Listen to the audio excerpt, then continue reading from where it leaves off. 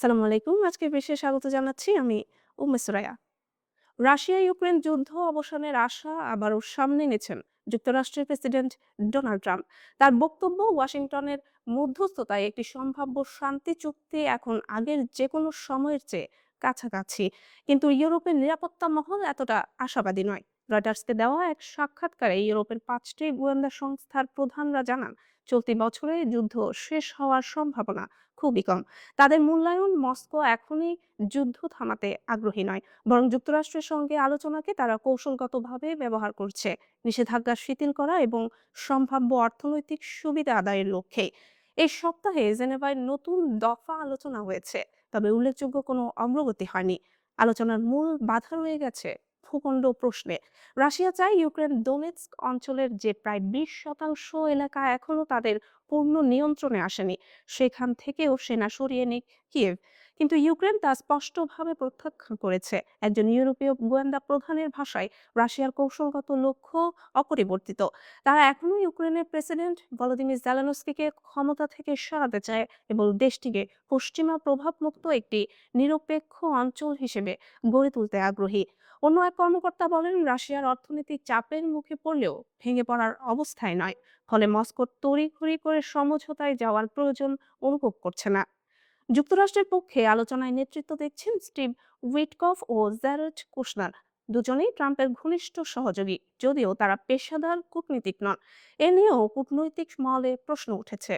ইউক্রেনের পক্ষ থেকে অভিযোগ করা হয়েছে, যুক্তরাষ্ট্র ও রাশিয়ার মধ্যে প্রায় $12 ট্রিলিয়ন সম্ভাব্য বাণিজ্যিক চুক্তি নিয়ে সমান্তরাল আলোচনা চলছে, যেখানে নিষেধাজ্ঞা শিথিলের বিষয় অন্তর্ভুক্ত থাকতে পারে। রাশিয়ার কেন্দ্রীয় ব্যাংকের নীতিগত সুদের হার বর্তমানে 15.5%।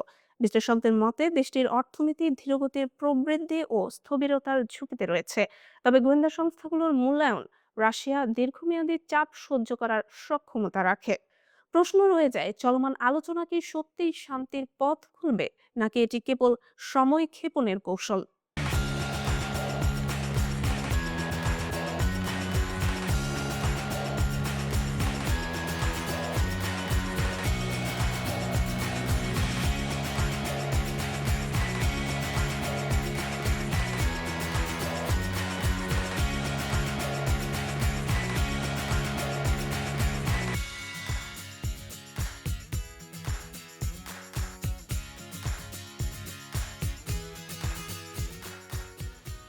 মহাকাশ গবেষণায় নতুন মাইল ফলক স্পর্শ করেছে ইরান।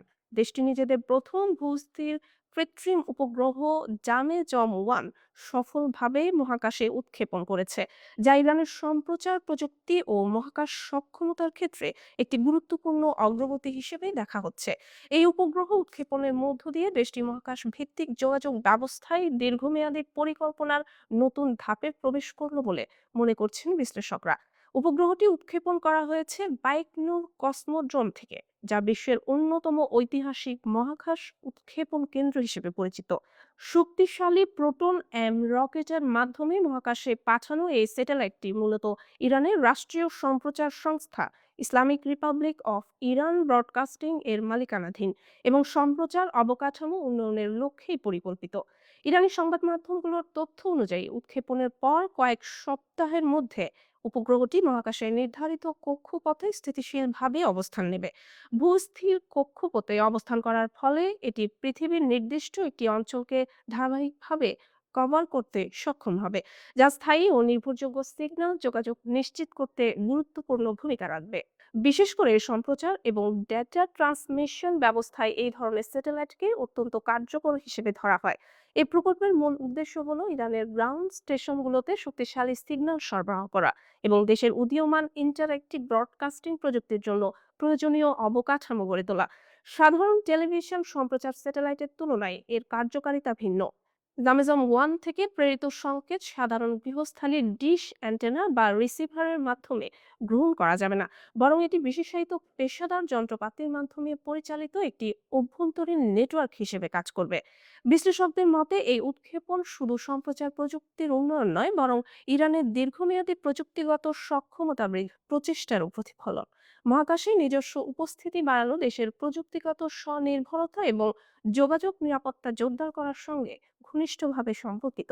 একই সঙ্গে ভূস্থির উপগ্রহ ব্যবহারের মাধ্যমে তথ্য আদান-প্রদান, নিরাপদ যোগাযোগ এবং মিডিয়া অবকাঠামো আরও শক্তিশালী করার সুযোগ তৈরি হবে বলে ধারণা করা হচ্ছে। তবে আন্তর্জাতিক পর্যবেক্ষকদের মতে মহাকাশ কর্মসূচি সবসময়ই কৌশলগত ও প্রযুক্তিগত দিক থেকে বড় ধরনের গুরুত্ব বহন করে। ফলে এই অগ্রগতি আঞ্চলিক এবং বৈশ্বিক পর্যায়ে নজর কাড়ছে। জামেজাম-1 উৎক্ষেপণকে ইরানের মহাকাশ অভিযাত্রার একটি নতুন অধ্যায় হিসেবে দেখা হচ্ছে, যেখানে সম্প্রচার প্রযুক্তি, যোগাযোগ অবকাঠামো এবং জাতীয় প্রযুক্তিগত সক্ষমতা এক নতুন সমন্বয়ের দিকে এগিয়ে যাচ্ছে। ইতালি উপকূলে ভেসে আসছে অভিবাসন প্রত্যাশীদের মরদেহ। ইতালির বিভিন্ন উপকূলে সাম্প্রতিক দিনগুলোতে অন্তত 15 জন অভিবাসন প্রত্যাশীর মরদেহ উদ্ধার করা হয়েছে। দেশটির কর্তৃপক্ষ মঙ্গলবার এই তথ্য নিশ্চিত করেছে। ধারণা করা হচ্ছে এইসব ব্যক্তি ভূমধ্যসাগর পেরিয়ে ইউরোপে পৌঁছানোর চেষ্টা করতে গিয়ে প্রাণ হারিয়েছেন। মৃতদেহগুলো মূলত সিসিলি ও কালাব্রিয়ার উপকূল থেকে উদ্ধার করা হয়েছে। কর্মকর্তাদের মতে শীতকালীন ঝড় এবং প্রতিকূল সমুদ্র পরিস্থিতির কারণে গত কয়েক সপ্তাহে তারা সমুদ্রে ডুবে মারা গেছেন। সেন্ট্রাল ভূমধ্যসাগরীয় রুটটি দীর্ঘদিন ধরে সবচেয়ে ঝুঁকিপূর্ণ পথ হিসেবে পরিচিত। লিবিয়া ও তিউনিসিয়ার উপকূল থেকে পাচারকারীদের প্রলোভনে অনেকে সমুদ্র অনুপযোগী নৌকায় উঠে জীবন ঝুঁকি নিচ্ছেন।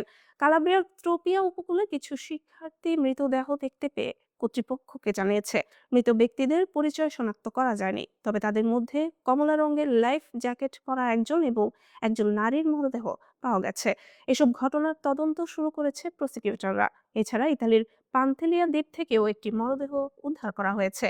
জাতিসংঘের আন্তর্জাতিক অভিবাসন সংস্থা IOM জানিয়েছে চলতি বছরের জানুয়ারিতে ভূমধ্যসাগর পাড়ি দিয়ে ইউরোপে আসার পথে কয়েকশো মানুষ নিখোঁজ বা নিহত হয়েছেন। IOM এর মুখপাত্র জর্জ গেলান্ডো জানিয়েছেন জানুয়ারিতে 3টি নৌ দুর্ঘটনায় অন্তত 104 জনের মৃত্যু হতে পারে। 2025 সালে সেন্ট্রাল ভূমধ্যসাগরীয় রুটে অন্তত 1340 অভিবাসন প্রত্যাশী নিহত বা নিখোঁজ হয়েছিলেন।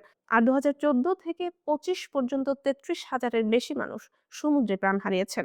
নিরাপদ ও নিয়মিত অভিবাসনের সুযোগ না থাকায় যারা ইউরোপে পাড়ি জমাচ্ছেন তারা এখনো প্রাণঘাতী এবং অত্যন্ত ঝুঁকিপূর্ণ যাত্রার সম্মুখীন হচ্ছেন। আজকের বিশ্ব এখানেই শেষ করছি। আপডেট সংবাদ পেতে সাবস্ক্রাইব করুন মিডিয়া আউটলুক।